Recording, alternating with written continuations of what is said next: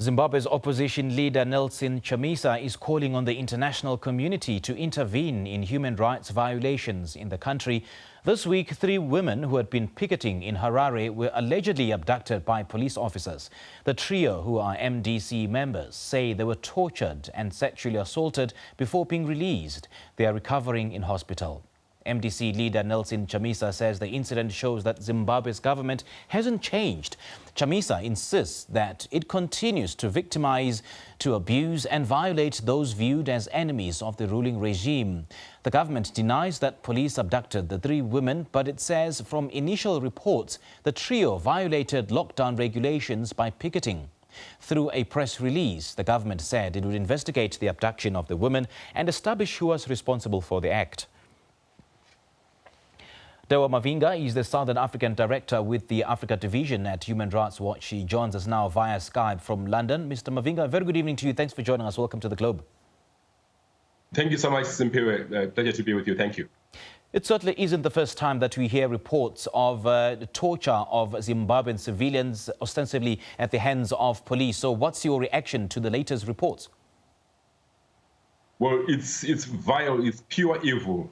And there is an indication of state involvement because these 3 young women were arrested by the police at a police roadblock and taken to Harare Central Police Station. And the police national spokesperson confirmed their arrest. It was from a police custody arrangement that they were abducted and taken away to be sexually assaulted and tortured.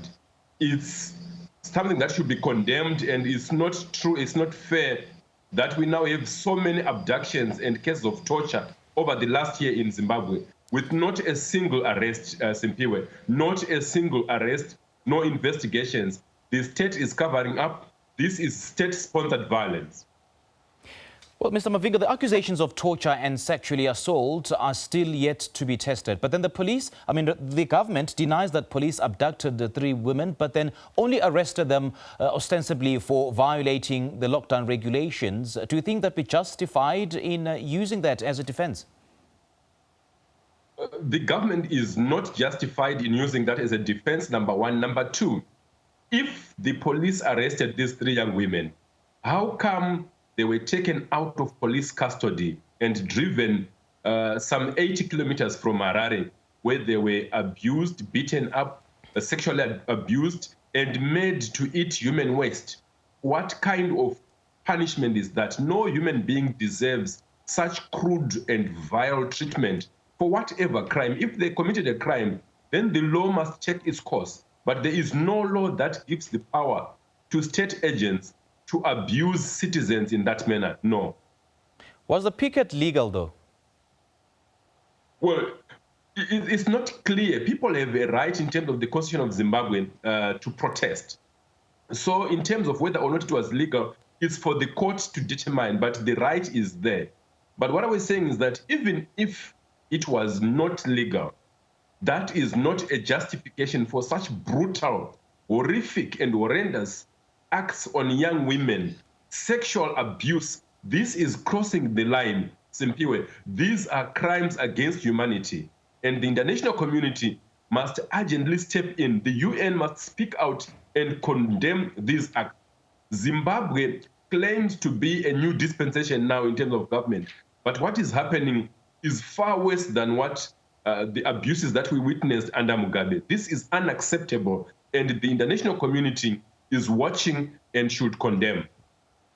Now, in cases where the court has found the police to be on the wrong side of the law, from what you've observed, is there a culture of accountability within the police force, within the government sector, in cases where police have been found to be on the wrong side of the law in terms of prosecution of these police officers?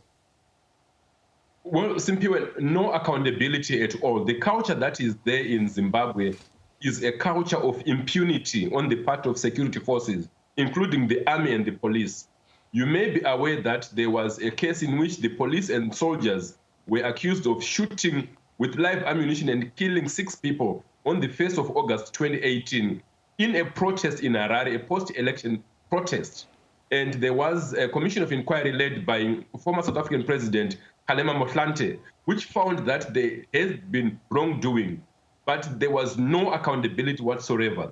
In the Constitution of Zimbabwe, there is a section 210, which says there must be an independent complaints mechanism for abuses by the security forces, including the police and the army. But that mechanism was never established. That is the only mechanism that could hold accountable members of the security forces in Zimbabwe. So the refusal by the authorities to set up that mechanism is an indication that there is no commitment to accountability, but rather to impunity. So what do you suggest that should happen in terms of making sure that the government is held to account for the violation of the human rights of its citizens? Because clearly the efforts of the opposition movement in Zimbabwe are not working to coerce the government to to uphold fundamental human rights. Well, here is where the international community should step in. The South African leadership included should press Zimbabwe to open up for an international investigation, which is independent. UN special procedures should step in and make sure that there is accountability and that the government of Zimbabwe establishes that independent complaints mechanism to receive complaints from the security forces. These abuses can only stop if the international community comes together and says enough is enough. International crimes cannot be tolerated, and those responsible must be held accountable. You've just mentioned South Africa, and we know South Africa's position on Zimbabwe is on whatever matter of interest in that country. So as South Africa being the chair of the African Union, what sort of mechanism can be applied to ensure that South Africa takes the issue of Zimbabwe quite seriously?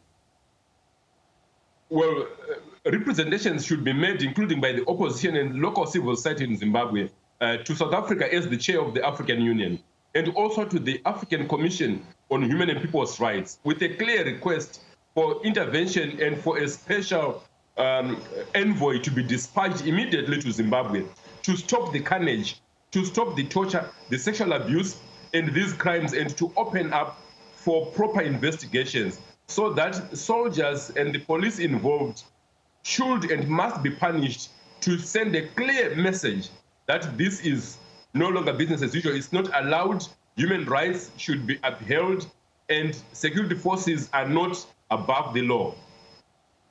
When you talk of the international community, who are you referring to in particular, seeing that most of these international, or rather these superpowers have turned their backs on Zimbabwe? The EU, for instance, has renewed its embargo on Zimbabwe.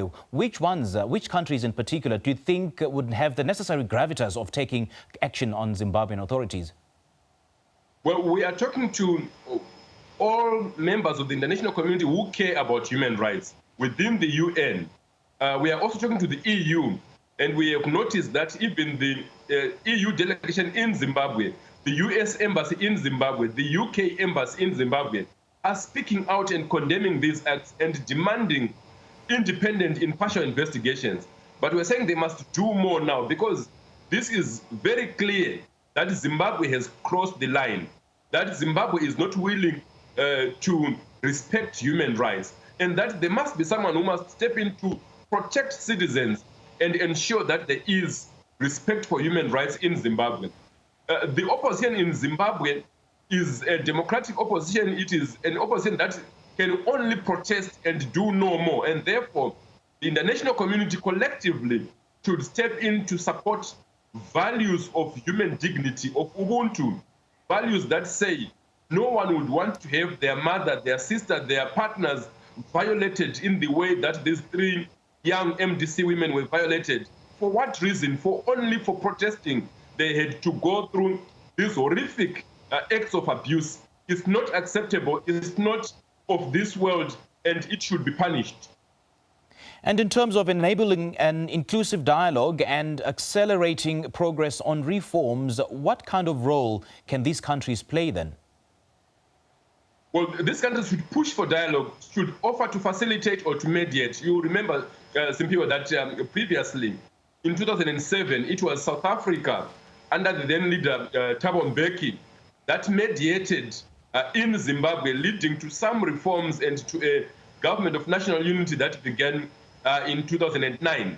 So we need an arrangement like that, where the international community, the actors offer to support, to mediate, and to have impartial actors who bring the parties together.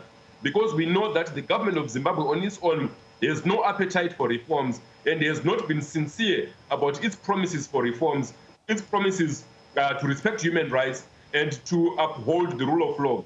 What we see happening now in Zimbabwe is a clear confirmation that Zimbabwe is no longer committed to human rights respect. It has become a rogue state that needs the strong words from the international community and an intervention to bring the parties together and to forge a way forward that includes respect for human rights.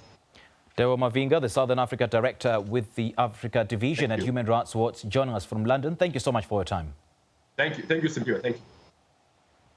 Kenya's President Uhuru Kenyatta has announced the closure of the borders between Kenya and Somalia, as well as Kenya and Tanzania, following an influx of cross-border confirmed positive cases of COVID-19.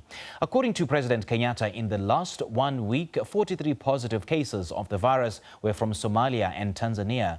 Cargo trucks will be allowed to continue with their operations, but drivers will have to undergo tests 24 hours before taking the journey. Meanwhile, Kenyatta also announced that the dawn to dusk curfew in the East African nation will